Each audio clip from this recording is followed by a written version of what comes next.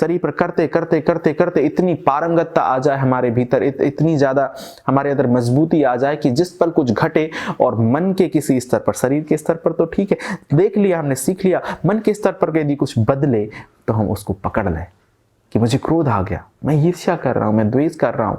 और जब आप ईर्ष्या, द्वेष और लालच करेंगे ही नहीं तो जीवन में दुख उतरने की संभावनाएं खत्म हो गई। आप सभी को मेरा प्रणाम। और आज हम बात करते हैं विपश्यना विद्या के बारे में। ये विपश्यना विद्या का जो है मूल है, ये जो सार तत्व है उसके बारे में बात करते हैं। तो कहते हैं राग द्वेष जैसे विकारों से मुक्ति के बिना दुख से मुक्ति संभव नहीं। और राग और द्वेष से मुक्ति तभी संभव है जबकि आप अपने भीतर होने वाली संवेदनाओं को समता भाव से देखने में ना सफल हो सके। क्या होता है, जैसे कुछ है ही नहीं करने को। कई बार चीजें इतनी सरल होती हैं कि हम उनके बारे में सोचते भी नहीं हैं कि उनको किया जाना चाहिए, ऐसे हमारे मन में विचार भी नहीं आता। हमारे मन में ये कहीं भी एक बीज भी नहीं बढ़ता इस बात का।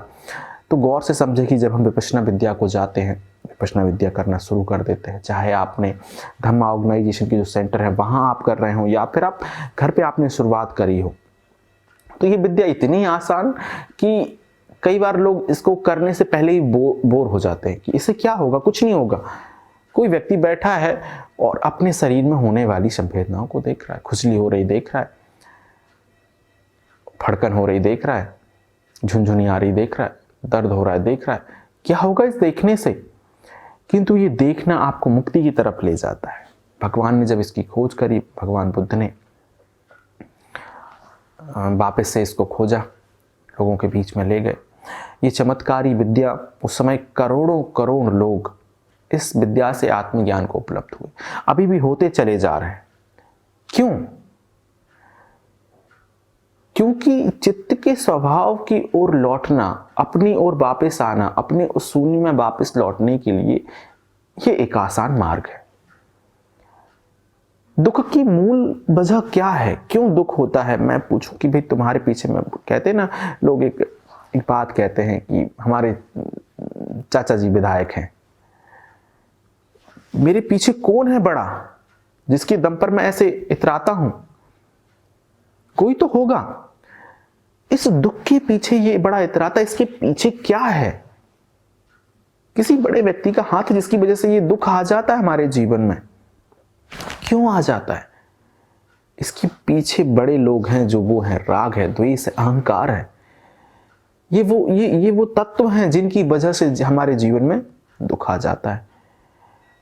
हम कभी भी राग करेंगे, दुख आ जाएगा। जब हम विपश्यना विद्या के लिए जाएंगे तो गौर से समझें कि वहां हमें किसी तरह के प्रवचन या किसी चीज के बारे में साधने को नहीं बोला जाता, किसी तरह के तंत्र मंत्र के बारे में नहीं बोला जाता, किसी तरह के कोई भी आडंबर के बारे में हमें नहीं बोला जाता। हमें बोला जाता है इस बारे में कि सजगता से देखें।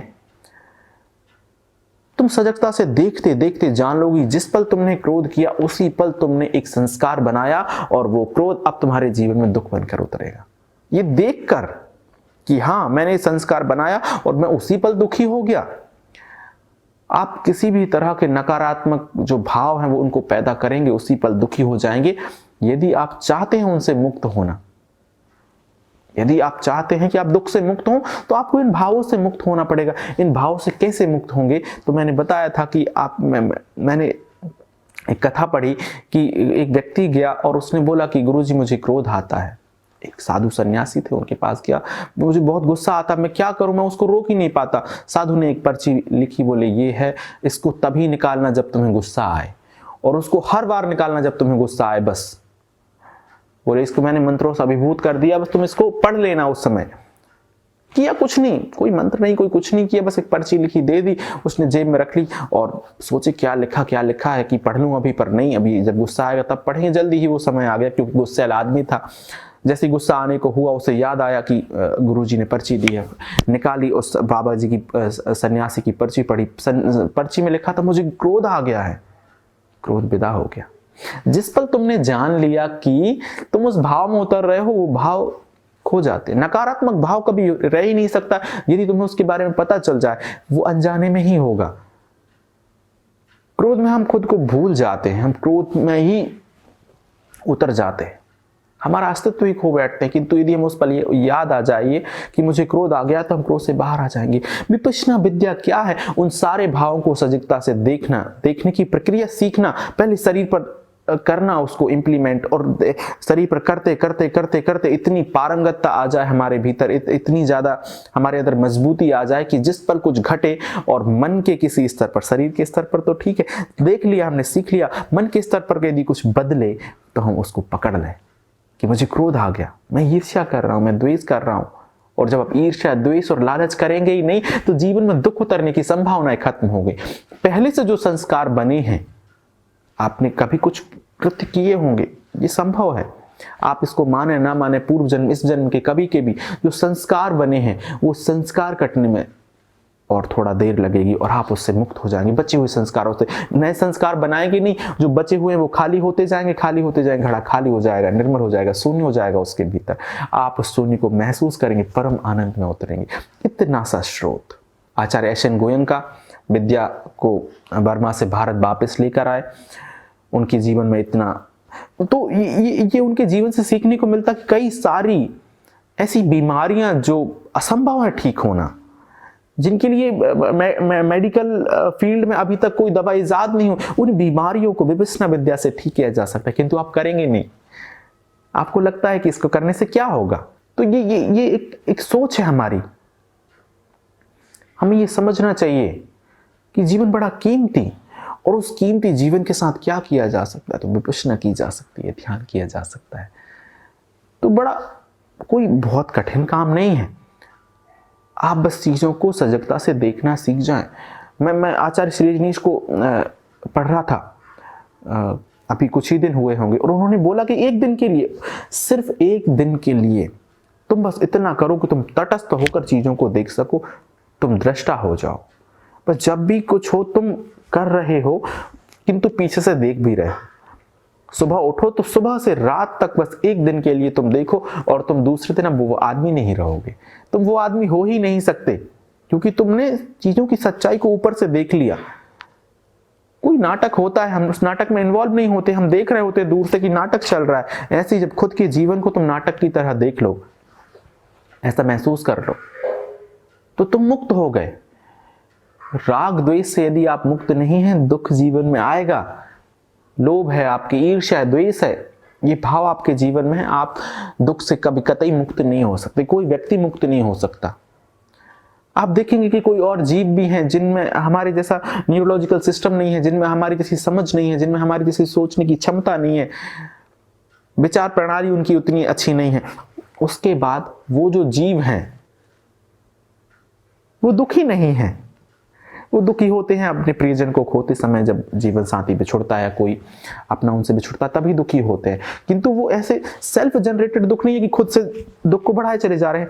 इंसान क्या कर रहा है, इतना अच्छा समझ है, इतना अच्छा विचार प्रक्रिया है, सब कुछ है, फिर भी दुखी है। क्यों? क्योंकि ये जो भाव हैं, उन भावों को छोड़ना नहीं चाहता। छोड़ने के लिए कुछ करना नहीं, पकड़ा नहीं था। कोई बोले कि मुट्ठी खोलो, तो तुमने बांध रखी है। बस तुम जो प्रयास तुमने लगा रखा है उसको छोड़ दो, मुट्ठी खुल गई। वो खुली ही हुई है, तुमने बांध रखी है। तुम उस प्रयास को हटा लो, तुमने जो एफर्ट लगाया उसको हटा लो, मुट्ठी खुल जाएगी। ऐसे ही हमने जो प्रयासों से इन नकारात्मक भावों को पकड़ रखा है, हम इनको जैसे ही देखेंगे, विपश्यना करेंगे, शरीर पर आती जाती संवेदनाओं को देखेंगे, देखते देखते वो हम पारंगतता हासिल कर लेंगे, वो महारत हासिल कर लेंगे कि जैसे ही कुछ घटे, जैसे ही सुई गिरे, उस सुई की आवाज को भी हम सुन लेंगे कि राग आ गया, कि द्वेष आ गया, कि ईर्ष्या आ गई किसी के लिए, कि लोभ आ गया, धन को देखा लोभ आ गया, किसी जमीन जायदाद को देखा लोभ आ गया। ये लोभ मेरे जीवन में यह विचार लेकर आएगा, ये लोभ मेरे जीवन में दुख लेकर आएगा, तो इससे मुक्त होंगे। मुक्ति के लिए भी कुछ नहीं करेंगे, बस देखते देखते मुक्त हो जाएंगे। तुम समझ लोगे कि ये कृत्य करने से मेरे जीवन में दुख आता, फिर तुम वो करोगे ही क्यों? बस यही तो हम नहीं समझ पाते, इसीलिए हमारे जीवन में दुख आता है। तो गुरु जी की बड़ी अच्छी हमारी कृपा रही भारत के ऊपर, यहाँ के लोगों के ऊपर, कि वापस आए और उन्होंने विपश्यना विद्या को इतने बड़े स्तर पर चालू किया। आज तो दुनिया भर में इसके मेडिटेशन सेंटर खुले हुए, बड़े बड़े मेडिटेशन सेंटर।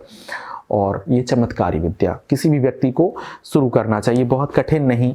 आप जरूरी नहीं है कि विपश्यना सेंटर जाएं वहीं शुरू करें, वहाँ तो इतनी क्षमता ही नहीं है। करोड़ों करोड़ लोग हैं और किसी विपश्यना सेंटर की क्षमता 100 है, किसी की 150।